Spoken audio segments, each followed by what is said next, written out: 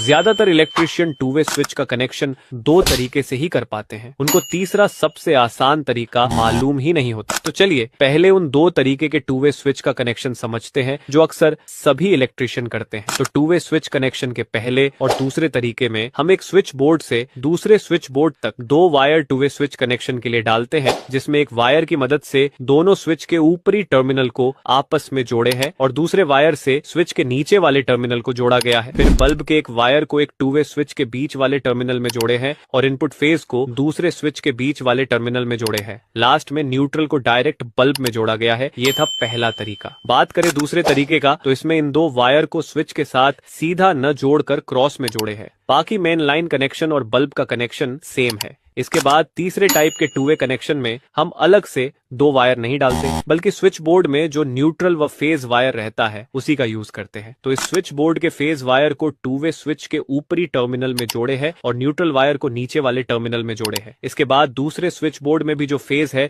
उसको स्विच के ऊपरी टर्मिनल में जोड़ें और न्यूट्रल को नीचे वाले टर्मिनल में जोड़ें। ध्यान रखिए दोनों स्विच के ऊपरी टर्मिनल में फेज और नीचे वाले टर्मिनल में न्यूट्रल जोड़ना है। इसके बाद बल्ब के एक वायर को पहले टू वे स्विच के बीच वाले टर्मिनल में जोड़े हैं और बल्ब के दूसरे वायर को दूसरे टू वे स्विच के बीच वाले टर्मिनल में जोड़े हैं। दोस्तों टू वे स्विच कनेक्शन का ये तरीका सबसे आसान है और वायर भी कम लगता है, इसलिए आप इसी